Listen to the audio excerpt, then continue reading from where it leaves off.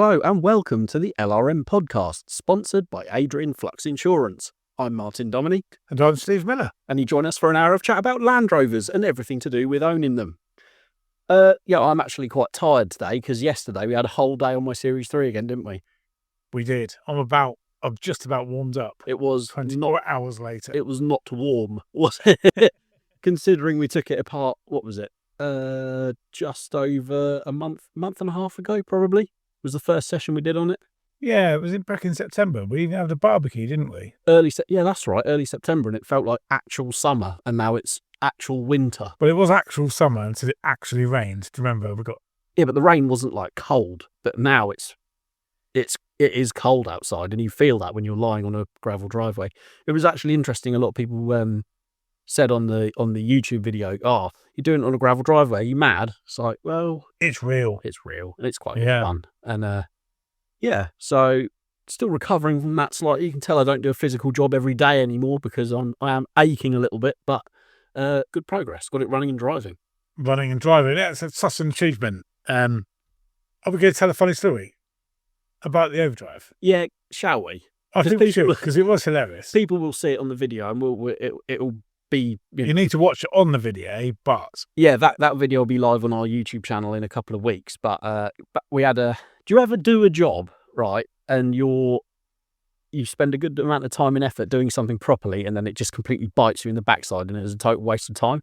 If you did, that's what we came up against, wasn't it?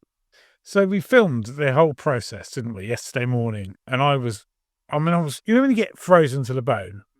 I was that yesterday. My heater in my 90 last night felt like it actually worked because everything was warmer than standing in your yard. It's easy. You, obviously, being cameraman, there's times where you can't do anything, so you're stood around, doing your answering emails, phone calls, things like that, because this is a work thing. We've got to continue working in the background. The world doesn't stop because we're building your Land Rover. That's what you're saying. Exactly. Yeah. You're right. But Neil and I were, beavering away, getting stuff done. We were always moving, so we probably kept a little bit warmer for longer, whereas you weren't quite doing that. But one of the big things we did was fit the overdrive. Which I've never actually seen one fit, so I've learned something. I've learned not to do it. Well, the one I had to fit was a fairy overdrive, which is sort of like the old school unit from back in the day, if you like. And they're a bit hit and miss secondhand. They can be good. They can be fine if they've had an easy life, which I was led to believe this one had, or they can be noisy and horrible and whatever. But the fact of the matter was, we spent a good few hours fitting this and documenting it for the magazine and for YouTube, and then we got the engine running, didn't we? Primed the oil system, put water in it, got it running. All systems were go. We were on a high. The sun was still up in the sky. We had enough light to finish off what we were doing, and I didn't have any drive in any gears. Yeah, you let the clutch up and nothing happened. You were like, hang on a minute, what's going on here? We tried making sure the transfer box wasn't in neutral. We made sure we went underneath to see if a prop shaft was spinning, and I hadn't, somehow a drive shaft hadn't snapped when the Land Rover had been sat in the shed. But you no, you can't imagine what it could be apart from that one item. Yeah, exactly. So the fact was, it ran and drove perfectly before we fitted the overdrive, so it could only be that. And sure enough, we took it back off, and I compared the gear on the end of the overdrive to the gear that came out of my transfer box, which I believed up till this point was a totally standard Series 2A transfer box. And the gear that we removed was bigger in diameter, so the overdrive wasn't meshing with any of the other gears in the transfer box, hence no drive. So you'll share those pictures, won't you, in the article? Yeah, absolutely. And on YouTube, we'll see that. Yes, difference. Yeah, I had to know for sure, so I dug the gear back out and we compared it to the end of the overdrive, and yeah, I haven't actually confirmed yet, but I'm pretty sure it's got an Ashcroft high ratio gear set in the box, and the overdrive only works with the original gears, so that was the problem. Yeah, amazing, really. But it was just so, from the high of getting it running to... You let the clutch up, expecting it to start moving, and it didn't. No. Yeah. It was, it was still a good day, but we took the overdrive back off, we put the cover plate back on the back of the transfer box, and sure enough, it was fine again. So I guess I'm not using that overdrive on that gearbox. Never mind. So this got me thinking, though. You need to buy a classic Land Rover. Yeah, do you know? Yeah, Everyone needs their own one. should have one because I heard a great phrase the other day, actually. When you've got the phrase is that horse doesn't eat any hay. When you've got a classic Land Rover, if it's tax and MOT exempt, Yeah, and it costs as little to insure as a lot of them do, like £100 or something. Like I think that. mine's £118 for the year, Cheapest chips. on limited mileage. It doesn't cost you anything to own it, and a lot of them are also ULEZ compliant as well. So you can drive it into, which is ironic, I know, but you can drive into low emission zones and not pay a penny. You can. What gets me, right? So last night when you fired up your V8, and it drove itself or reversed into your workshop, how on earth can that be ULEZ? Because it's historic, isn't it? It was still on choke when we ran it, which is why it smelled so fuel. I could smell that. Yeah. I mean, definitely. But I get it. I like that saying. Yeah, it's good, isn't it? Yeah. But then again, your 90, the project one, will be. It's not eating any hay at the moment because it's not been on the road for ages. All right. Right. So anyone that's listened to this podcast for the very first time, go back and listen to every podcast we've recorded up till now, and you'll see that basically Martin gets that dig in about my unfinished project every time. But but if it's back on the road, it will be exempt as well, won't it? It should be. What reg is it? It's a 90. Well, it'll be exempt in 2025. Oh, so next year. Next year it'll be 40 years old. Oh, happy days. Yeah, there you go then. So yeah, any Land Rover that's 40 years or older, it's a dream to own. And the other thing about Land Rovers, older Land Rovers, is they seem to respond a lot better to sitting around than a lot of other older, like classic cars. I've got a friend who's got a Series 88-inch 2A truck cab. It's a really cool thing. It's on 900 by 16 tyres, or like 101 size tyres. It looks really chunky. But it sits at the back of his shed for like months, even years at a time. And he'll get it out once when he's got time for a classic car show or whatever. He'll check it over visually, but it always starts, although admittedly it has got TDI in it. Well, that's why. Yeah, they're loyal. So the perfect mix, really. I think so. How's that pull those tyres then? 900? It's got enough. Has it? Yeah. It's got enough grunt. I've still got the turbo on it. It's still intercooled. So okay. It's all right. Yeah.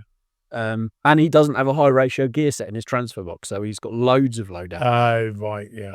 But yeah, I just think... I was thinking if he's got like a Discovery transfer box like I will have. Oh, no. 900. Because this is a series, it's much lower geared anyway. Of course. Than a Defender. But yeah, there's so much you can do with them as well, because we said about this the other day, didn't we?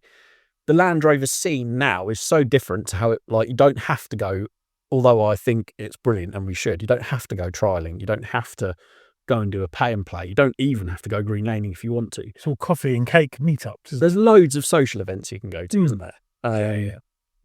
I'm part of the Series 1, 2 and 3 group. And they're always meeting up they do pub events. They go out and have meetups. There's like I can't remember, it's Triplo Daffodil weekend they do every year, and it's like a classic car event, but also loads of other stuff going on. They do that. You're never ever short of something to do, and it's all because of that common denominator of an old Land Rover. I noticed some of the prices have settled. They are settling, aren't they? Yeah, they've definitely softened in the last year, I would say. They are actually becoming sensible again, which is nice. Because as with any vehicle, the higher the prices get and the more they hold that value, the less likely you are to go out and actually use them. So they're coming into a sensible price bracket, and people will go out and, have fun with them rather than worrying about them and coating them in cotton wool and putting them away. Which I think is a shame. Yeah, I always smile to myself when you go to an event or a show. You see it mostly at shows, and all these, what you wouldn't even really consider as unusably old Land Rovers turn up on trailers, and you think, yeah, why? Half the adventure is driving it there. I think so. Yeah. Even after, like a couple of years ago when I took the Series 3 to Malvern, before I did really any work to it, and you drove it around the car park and declared it the worst series you'd ever driven. But basically, yeah. It was. I'm not lying when I say it was probably the worst series I've ever driven. Yeah, I can't disagree. And I don't mean to sound horrible when I say that. It had It was bad. horrible remold tyres on it and locked up leaf springs, and I will admit it wasn't very nice. But I still drove it there, and it was good fun. It makes it an adventure, doesn't it? Yeah, I think. yeah. But yeah, it's, you know, each to their own. But to me, if you're going to own an old Land Rover, do some road trips in it. Do have some adventures. Go out and enjoy it. Because there's, you know, people, even with, like I say, much more valuable and not desirable, but more valuable and like vehicles with the rarity factor. If you don't go out and use them and enjoy them, no one's going to care, unless you're planning to sell it. No one's going to, you know, care that it's been enjoyed. I don't know. I can't get my head around it, but just go out and use your Land Rover. What's the worst that can happen? And tell us about it. So if you've got one in the shed, you haven't used it for a while, and this podcast makes you use it, send us an email. Definitely. Yeah. Go out and do what you need. We've had some emails, haven't we? We have, yes, indeed. I'm just flicking through to get to them. The first one is from Mike Silito, who says, Hello, Martin and Steve. I enjoy listening to your podcast, and I see you've been asking for listeners to send in their questions. We certainly have. He says, in the winter issue of Land Rover Monthly, still on sale if you want to grab it, a reader's raised the problem he's encountered with his Discovery 5. While that's about repairs, it's obvious from lots of reliability surveys that Land Rover has a problem with reliability and has done for many years. Yeah. Unfortunately, getting away from that. Yeah, can't really disagree with that. you. Yeah. I know JLR expend a lot of effort into technological advancements, but I wonder if they spent as much effort investigating why their cars seem to get such poor reliability ratings. The ratings must have a cost impact on the company and their dealers. Surely they could put an investigative team onto the issue unless they are in denial that a problem exists. Well, I don't think they're in denial that a problem exists. I think lots of Land Rovers at dealerships that are waiting on parts would put paid to that. We spoke about this the other day, didn't we, off the podcast? And there's so many people coming in at the other end of buying them. There'd only be a problem for them if people stop buying the product. Yeah, you're right. But they still keep piling through the dealerships and buying the product. Absolutely. Look at the profits. I know. Look, you know, and you think they're doing something right. There's a lot of money in the UK. When I worked at the dealer, it was a case of no one walked into a Land Rover dealership and was thinking about buying a Toyota or a Honda. They're brand loyal. They literally walk into a Land Rover dealership. They might not know what model or what vehicle specifically they want, but they know they want a Land Rover, and that will never stop. I don't think that will ever end. No, they just tick the options. And actually, when the Evoque came out, and Land Rover were quite vocal about the fact that they wanted to get people out of things like BMWs and Audis on company car schemes and into Evoques, it flipping worked. Yeah. They've done something right. So it's only when fewer people are coming in at the other end. On the flip side, can we talk about Jaguar? Yeah, I don't see why not. Can we talk about it's been well documented. Every other more hits to their website than they've ever had in the company history. And what do you think they were set out to do? Well, exactly that. So some companies prefer negative reaction because it's still a reaction. It's still got somebody on their website talking about their brand. So more people have spoken about Jaguar in the last 7 days than probably in the company's history. Exactly. And I must admit, I was one of the people who watched the teaser video and saw the changing in their branding. And I sort of squinted a bit and thought, what on earth are they doing? But I'm never going to buy a Jaguar. Most of the people who are completely up in arms about this rebrand and about, kicking off about, what does this video mean? It's totally unrelated to cars. They're not going to buy Jaguars either. The sort of people who want to buy a Jaguar now, a new vehicle, maybe have a decent job, earn decent money. They're maybe aware of Jaguar, but aren't really interested in anything they have produced. And now they might be, hang on, Jaguar exists again. That's in their head. And when they see the vehicles released, they're probably going to act on it. I think you're right. Do you know, so back in the days of like company cars, when Ford Cortinas, you could see the position somebody was at. Yes. Like, If they had what Cortinas weren't my generation. like an LS or a GS. Yeah, so they might have a Cortina, but they might be like middle management. Right. And then there'd be like Ford Mondeo man. Mm-hmm. But then the people that aspire to own a Ford Mondeo or have a company car no longer was that status symbol. So if you think like BMW and Mercedes and Audi took those top spots. Yeah. And to a certain degree, Land Rover did. Yeah. With Evoques and Velardes. When they came around to offering those things. Yeah. So I think Jaguar will fall into that. A bit like the Tesla thing. Everyone's gone Tesla mad, haven't they? There's Teslas everywhere. Doesn't mean they're a good looking car, because I think they're an awful looking car. But Jaguar will, like you say, they'll probably make more money. And it's about profitability at the end of the day. Exactly. Not nostalgia. And that's something, when you look back, that Jaguar haven't really done that well. They've always been in the shadow ever since it became Jaguar Land Rover. They've always been in the shadow of Land Rover a bit, haven't they? As far as selling units go. Yeah. I mean, you know, they've got the F-Pace and the I-Pace and the E-Pace. Yeah. Versus Velar and Range Rover Sport. Yeah, you think... I don't know. Would you ever even look at the Jaguar, or would you only ever look at the Land Rover? We're looking at it from people who love Land Rovers, from a people who love Land Rovers perspective. You only need to look at the sales numbers of the Jaguar versus the Land Rover to see where people are voting. Yeah, but they're potentially a slightly different demographic. I don't know. I really don't know. All I do know is Jaguar will have no doubt paid a marketing agency a lot of money to make that video, and in fairness to them, yes, it made people who were diehard car fans' heads explode and then rush over to their preferred social media platform and shout about it, but actually they've probably fulfilled their brief and then some. So we haven't got long. I'm just trying to think. So by the time this podcast is out, we may have actually seen the new Jaguar, because it unveils next month. Oh, is it? Early images of the new car. So I think we should reserve judgment. Yeah. However, we are getting off-piste a bit. We are. So seeing if I could shoehorn Jaguar into the conversation. I did follow a really, really nice F-Type here on the way to work, actually. It was a limited edition, F300 or something. You aware? Yeah. Really smart. Anyway, Mike goes on to say, I'm fortunate in having a 2011 Freelander 2 Legend and 2010 Defender 90, both of which have been very reliable. I've occasionally thought about upgrading the Freelander 2 for a Discovery Sport, but I'm put off by press reports. I'm sort of in the same boat, but I'm going to hang on to mine.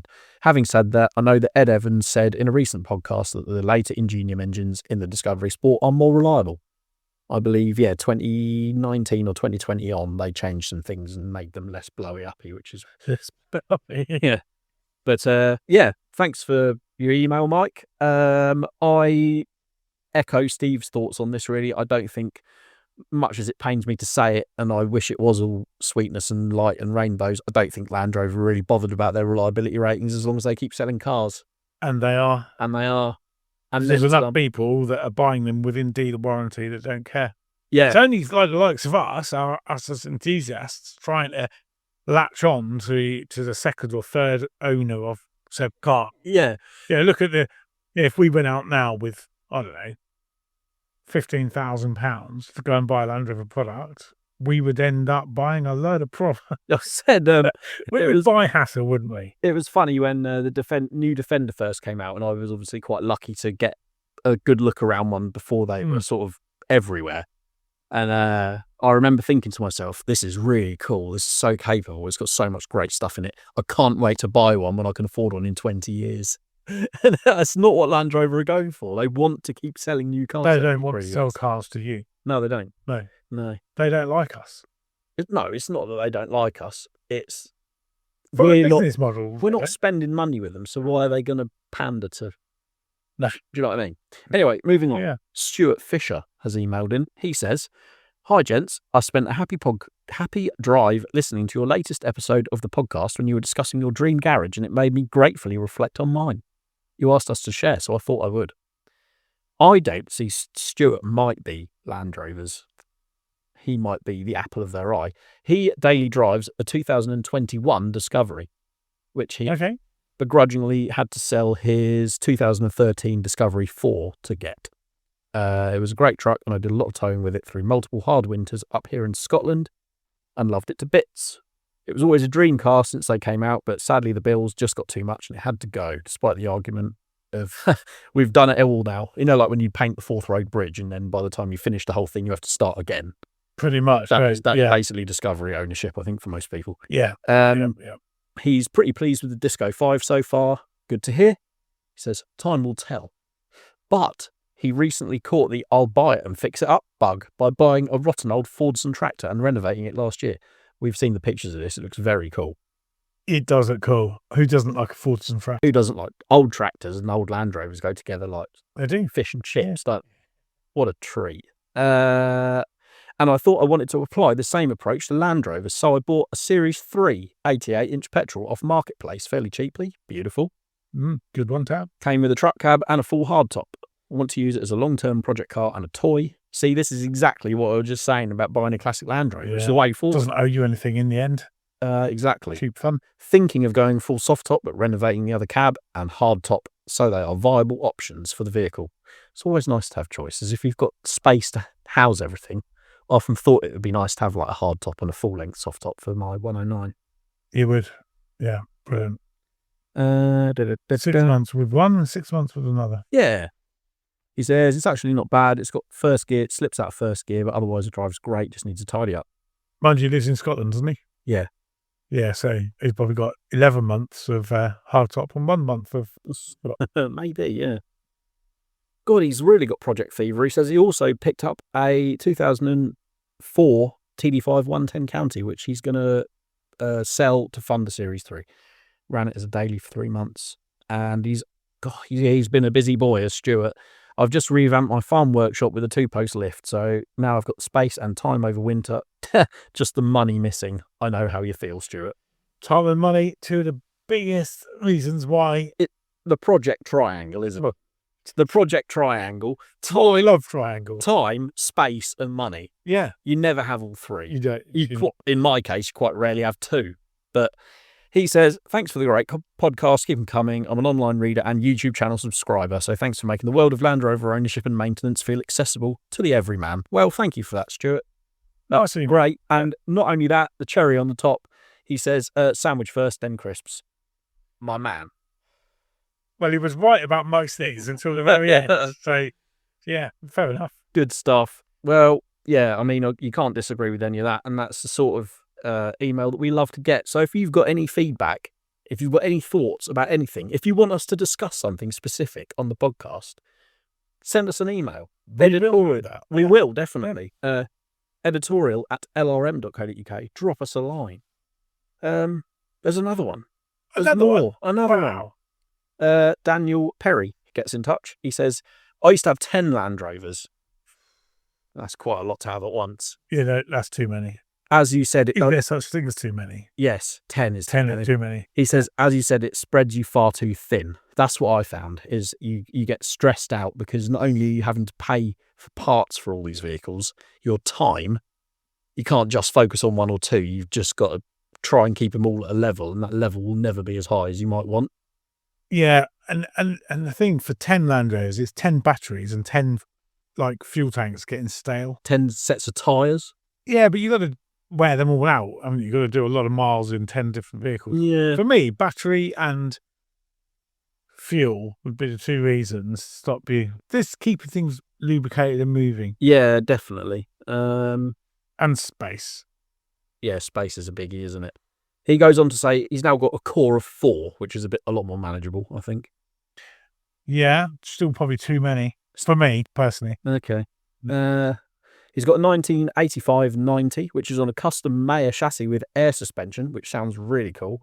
He says it's on air suspension to get it in a garage at home because it's got a full safety devices roll cage. It's TD5 converted with Ashcroft boxes. It's got Discovery 2 climate control and steering column. That sounds... It's 1985. Basically, it's like 1985 identity. He's updated it heavily. Yeah. That sounds awesome. Drop us some pictures of that, please. I'd love to see that, Daniel. He's got... so he's now daily driving that, and he's selling his P38, which was his daily driver, diesel P38. Okay. TD5 will be quicker. It will definitely be quicker, yeah. Despite having one fewer cylinder, it does have a lot more power. He says the other two, once the P38 is gone, there's a soft dash Range Rover Classic. Beautiful. Alistair Cusick, if you're listening, I know he'll be keen on the soft dash. Fellow enthusiast. Oh, hang on, he hasn't left that one alone either. That's on a Discovery 2 TD5 chassis and running gear, which is still a project. God. He sounds like he's got some... He knows what he's doing. He's got some right yeah. stuff on the go, hasn't he? And finally, he's got a launch day registered Discovery 1 200 TDI, which is bog standard and in need of restoring, which he'll get round to when he's finished the Range Rover. Love the podcast, Daniel. And if you want to check out Daniel's YouTube channel, it's Drizz, DRIZZ Developments. I will be having a look at that because that sounds weird. I will, yeah. You forward that to me. I will, yeah. So 4. Yeah, I think 4's okay, but it will be 3 once his P38's gone. Yeah, 3 to 4. I think 3. 3 is the sweet spot for me. But yeah, you've got room for one more. You may well disagree. If you do, if you think more's better, do you ever see, like, there's Instagram accounts like Land Rover Heaven and things like that, and it's literally people with farms just full of series Land Rovers. Yeah, I have seen that, yes. I don't know what to make of it. I think fair play, because that's dedication, but also, are you ever actually going to do anything with all of them? The problem with that is you're almost preventing other enthusiasts getting hold of them for your own. If you've got like a field full of them, you're never realistically going to do them. Well, lots of these hoarders, they are hoarders. Yeah, think they're going to get round to it, and they don't. I don't know I think they're a business. If they do sell them as projects, then fine. If you're one of those people that has genuinely interested and enthusiastic people come to you and say, oh, I'm really after something, would you sell that? And you say, no, I'm going to do it up. And you've got 40 of them sat there. Guess what? You're probably not going to get to it. No. But there's lots of people in the world of tractors and everything. Fire machinery and old commercial vehicles, motorcycle. Everyone's got this quirk. A lot of people got this quirk where they just hold on to stuff. It can be incredibly frustrating, especially when you see something that's quite special and you think that really does need to be saved, and it's deteriorating, sitting underneath a tree or something. And the owner is not interested, and they say, no, I'm going to do it one day, when in fact they won't do it one day. They will, without being too morbid, they will die. Their kids will get hold of it, and then they will probably weigh it in because they don't know what to do with it. Yeah. And on that uplifting note, here's a word from our sponsor. We're proud to partner with Adrian Flux, an insurance broker that specialises in covering all types of Land Rovers, including classic, ex-military, modified and Q-plated models. Adrian Flux offers a range of optional extras to make the policy your own and can provide cover for off-roading, green laning, agreed value and build-up cover.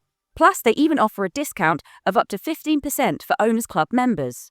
Simply search Adrian Flux Land Rover Insurance for more information or call them directly on 0344 728 0417 for a quote.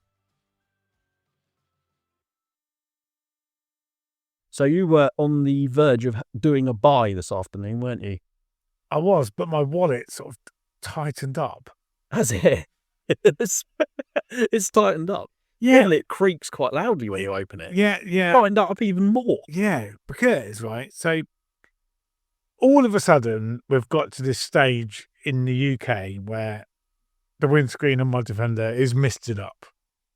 Yeah. And my screen is past its sell-by date anyway, as is the windscreen seal. You've got milky corners, haven't you? Milky corners. Milky corner syndrome. That's basically water, isn't it? It gets between the layers. The lamination, it goes all white.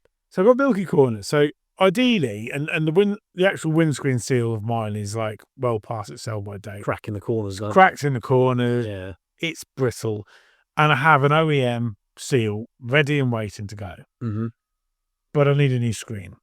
Right. But I had a look at the price of heated screens versus non-traditional. Yeah. A non-heated screen I can pick up on from most of the sellers on Tinternet for about £55. Right. The heated screen is, I think, nearly £200. Plus, you need the wiring kit. Yeah. It's over £400 to put a heated screen in the Defender versus £55. I guess it's one of those where, How much will I want it? yeah. And also, because I've been down this road, I've never actually upgraded my own Defenders, any of my Defenders, to a heated screen, but I've often thought about it.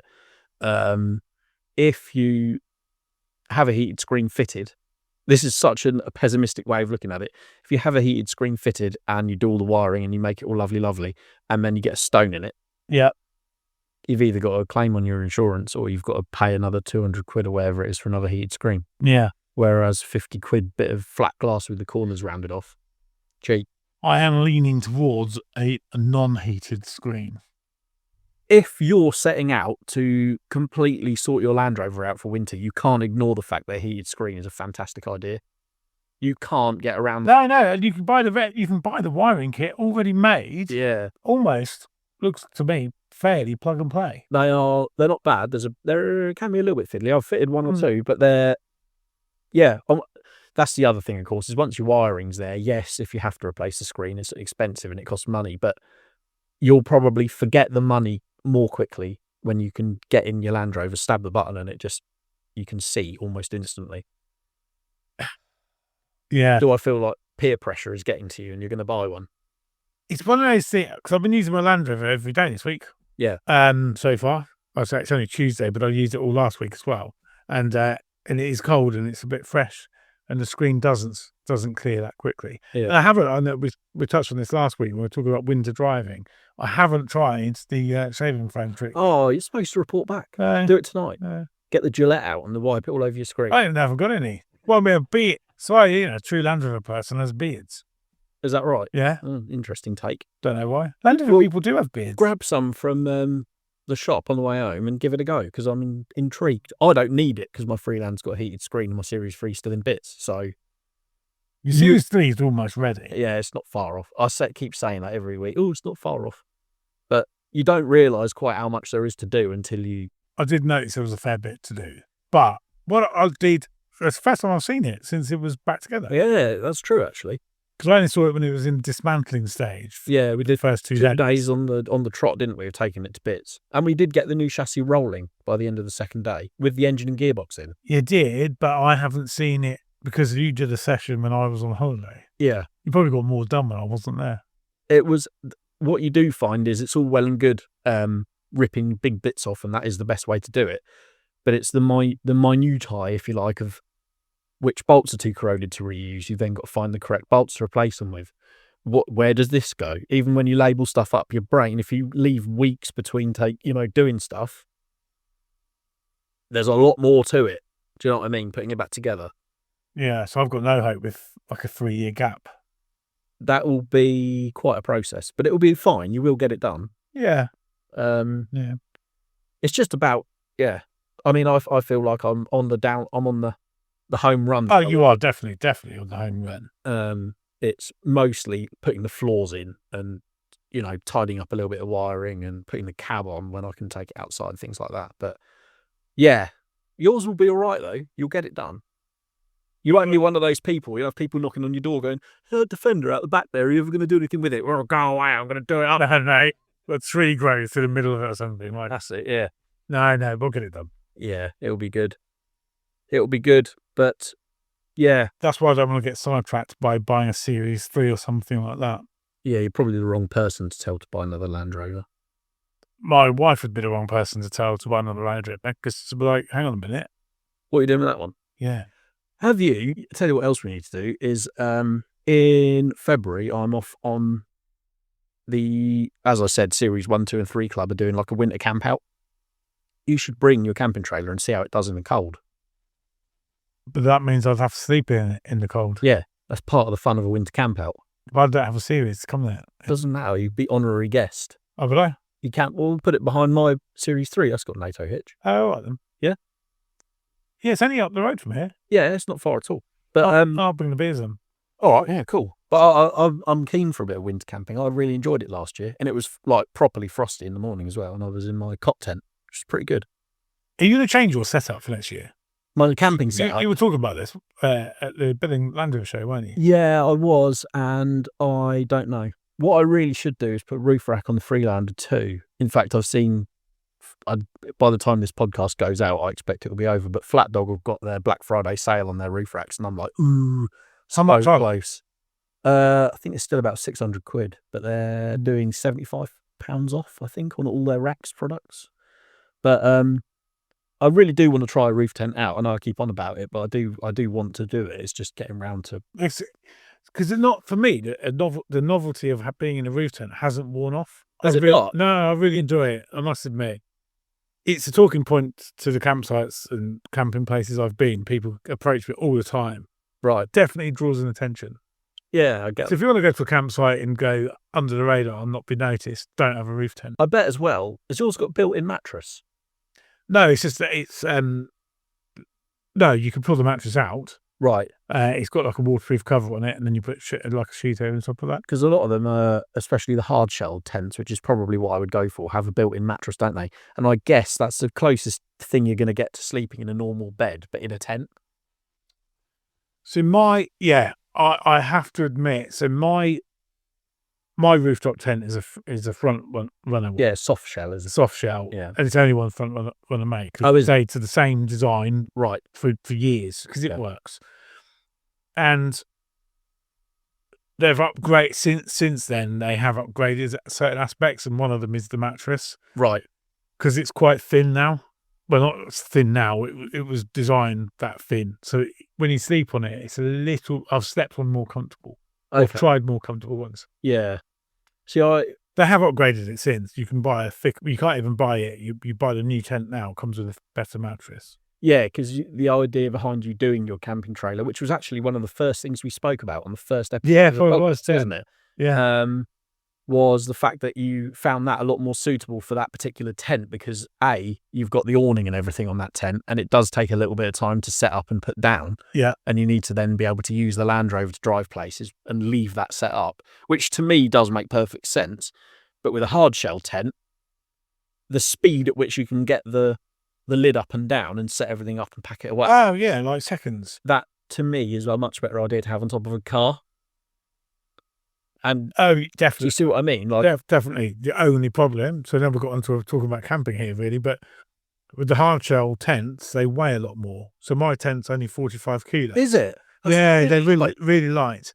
But you'll be probably looking at almost double that for a hard shell. You're probably talking 70, 80 kilos. Yeah, I think that. Most of them are around that. But that's quite a lot of weight up top. Yeah, true.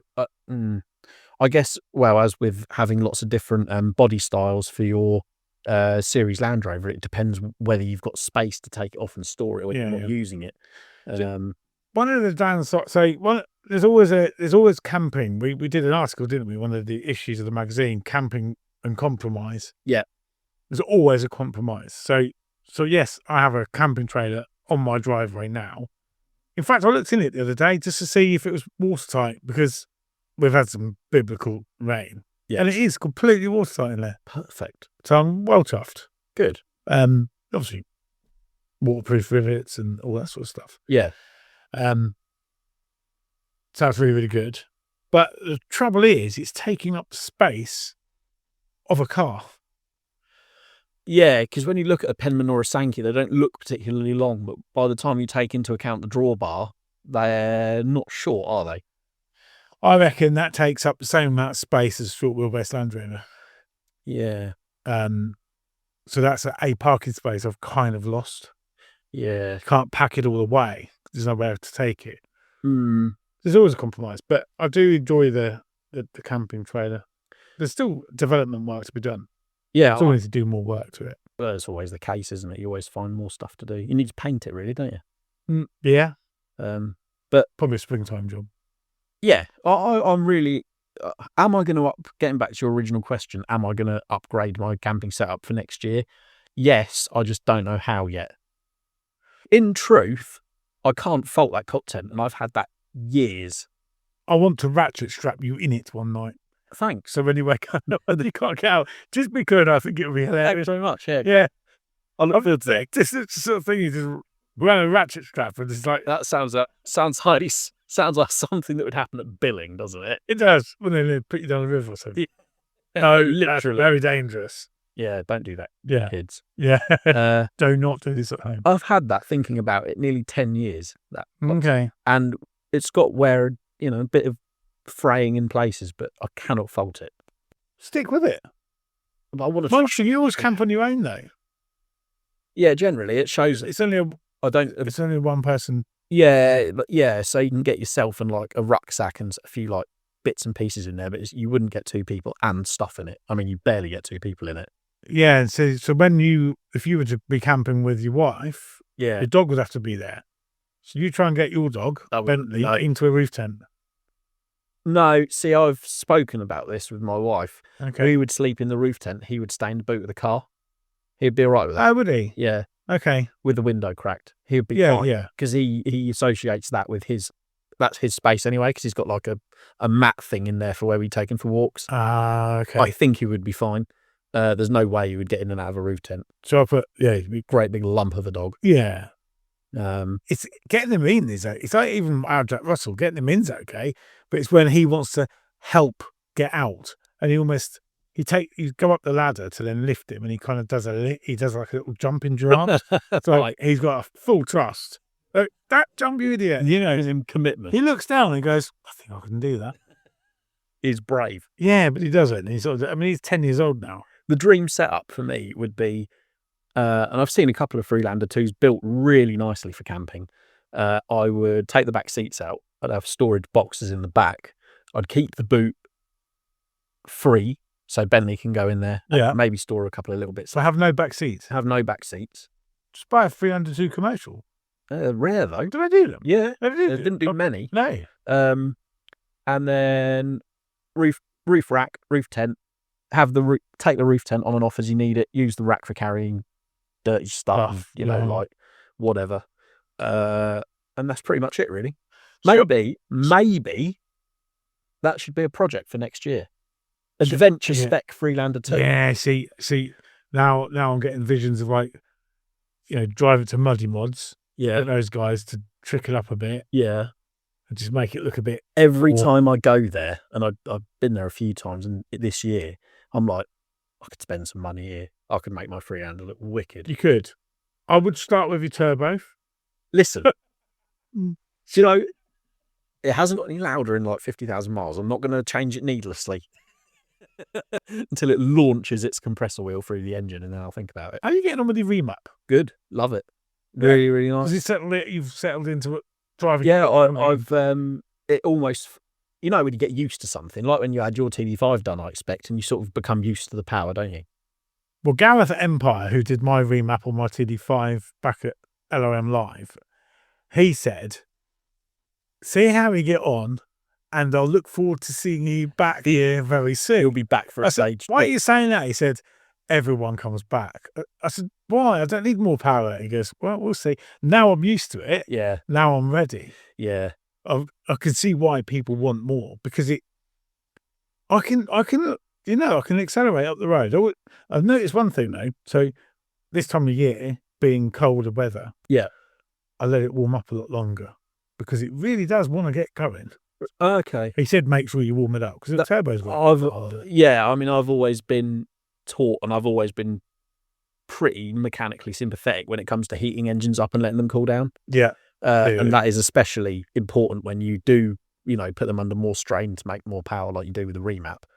To answer your question, because I'm used to the power now, but to me, it doesn't, like, the novelty of it is gone, but I can really appreciate how much better it is. It's almost like Land Rover should have tuned it to that from the factory.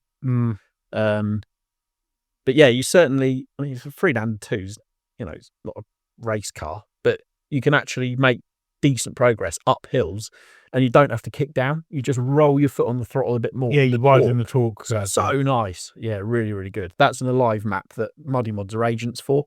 So yeah, if you've got a Freelander or an Evoque and you want it remapped, I'm going to put a piece in the next issue of the mag as well to talk a little bit more in depth about it. So check that out. Yeah. Yeah, it's interesting. Talking of the mag, shall we have product of the week? Ready? Yeah, I am ready because I've got no idea what you're about to say. See how I seamlessly rolled into it. You're very good. Right. If we're getting professional at this. You own a Defender, don't you? I do. have you got floppy speedo syndrome where the needle goes up and down at low speed? Don't answer that. I've got the fix for you. I don't know. Do you know what? I don't know. I'm gonna have a look. I don't think it's as bad. No, yours won't. Yours is electronic, so I asked you the wrong question. Yours isn't cable driven like a lot of them are when they flop up and down. The needle. No, it did on my. It does on my earlier one, but Yeah. it doesn't. I don't think it. No, I don't think it does. Sorry, I misfired with that question. Yours should be fine. But anyway, the reason it's fine is because it's electronic, and now you can get an electronic speedo conversion for older Defenders, sold by Exmoor Trim. That's interesting. Okay. So, literally reading it out of the magazine, owners of older Defenders may be used to the palm tree and a hurricane display, sometimes experienced with the speedo, which is exactly what I said. Like the needle goes between 0 and 20 until you get up to a reasonable speed, and then it definitely does that on my project, or used to on my project one. Before you took it to bits. Yeah. Using an electronic pickup rather than the traditional cable, which your TD5 will do, the speedo will be more accurate and is easy to calibrate by driving a measured mile. That means adjusting it to compensate for different gear ratios or tyre sizes is easy too. So if you've got big old tyres on your Defender and you're sick of your speedo being rubbish, this will not only cure the rubbish speedo, but you can also dial it in for whatever size tyre you're running. So you're killing two birds with one stone. Oh, that's interesting. Well, you do that on GPS or something, do you think? You just program it on board. Okay. So it is $599.94 from exmoretrim.co.uk, and it's a proper VDO unit as well, so it's going to be good quality. Good. Because VDO did all the instruments for the TD5 back in the day, like the clock and the rev counter. I recognise VDO. Yeah. They also made the fuel pump. Anyway, there's your product of the week. Head to Exmoor Trim.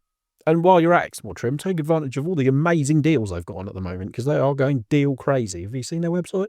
I do go on their website now and again. I haven't been on it since some of their deals have been on there. I keep trying to stay away from it because I'm constantly tempted by nicer seats. Anyway, feature of the week. Should we go for a feature of the week? I think we Are should. you excited? You don't sound very excited. Do you know what? I'm not feeling excited about your feature of the week. I haven't even looked at it. I won't bother then. Yeah, go on then. This week's feature of the week is all about Land Rover Experience and how it came to be. This is another cracking feature by Gary Pusey in the classics section, and it's all about... Gary's churning out some really good stuff at the minute. I cannot praise Gary enough. I don't even know if he listens to this. You will not see the content and the level of detail that you get in his pieces in any other magazine. You won't. No, guarantee it. It is flipping brilliant. And this feature is no exception. So, this is all about how Land Rover Experience came about. And there's tons of fantastic vintage photos all the way through from Series 1, Series 2, early Discovery, Defender, of course, and things like L322 Range Rover, always a favourite of mine to drop into the podcast. And, of course, it goes through all the history, the different sites, media side of it, and, of course, talks a little bit about the Land Rover Experience centres that are open to this very day that you can go and try out all the latest models. So, well worth a look. That is in the winter edition of Land Rover Monthly. So be sure to check that out. I need to read it myself. Yes, indeed. I've been around a couple of Land Rover. I've done loads of Land Rover Experiences. I've done 2 or 3. Yeah, I've been lucky enough to do Eastner a few times in various vehicles. Been around Rockingham as well. That's a good one. I've done Rockingham a few years ago now, but that was good. I've done the Solihull one. Have you? Their own one. I drove that in a Minerva. They had a Minerva. Really? Yeah. I've never driven a Minerva. Is it basically the same as Series 1? Very similar. Very similar. Didn't have a roof on it, and it was raining, right? So the guy... Great combo. Yeah. The guy that sat next to me in the passenger seat held an umbrella over me. Be dry. Oh, that's so romantic. Yeah. Oh. Because I was media, you see. They were looking after me. Oh, dear. Yeah, Minerva's really good round there. Yeah, I bet it was. I must go back to an Experience Centre, actually, because they are, like, proper. Sometimes when you go a certain thing and you just feel like almost at home, like the amount of Land Rover-iness is just perfect, and you can tell everyone's there and they're loving it. That's exactly what Land Rover Experience is like for me. Yeah, definitely. Easter's my favourite so far. Eastner is so good. Best off-roading they've ever done is the Easter. I've said that before. Yeah, I completely agree. Like I say, that's where we first met, wasn't it? It was. All those years ago. But yeah, even as When you were the competitor magazine. Yeah, we were. It's a good day. It was good. Good day. And I got a mug out of that as well, which I still used it yesterday. Yeah, I've got the same mug. Yeah, mug buddies. Mug. But yeah, if you actually, we should probably add that on to the question from last week, where that nice chap from America said that him and his son like to go and do Land Rover related stuff in the UK, and we pointed him at the JLR Classic Works site. Also, go to Eastner and do an experience there, because you won't regret it. Is all. No, that is the finest off-roading in the UK. Huge as well, and so much to look at. There was a Defender Octa there last time I went, and I was like, ooh. On the off-road course? No, they just parked out the front, just left it out the front. Yeah, but that's because their customers are turning up. Ooh. Yeah, I expect it would be. Sowing the seed, isn't it? Have they delivered any Octas yet? I actually don't know. I've not seen any in the wild. I haven't. Anyway, this has got an Octa, I would like to know. Oh, yeah, please let us know if you've got an Octa. Tell us what you think. Have a chat with you if you have got one. That would be cool. Because they are an amazing bit of kit. I know I said at the time they were a little bit understated for what they are, but actually, when you delve into the spec, they are. Oh, yeah, something else. At the opposite end of the classic Land Rovers we were banging on about at the beginning of the podcast, really. Yeah. But equally cool. And that's the great thing about Land Rovers, all-encompassing, something for everyone. There certainly is. Nuts to choose from. There certainly is. Right, shall we wrap it up for this week? I think we should. And we'll catch you same time next week. See you then. Bye for now.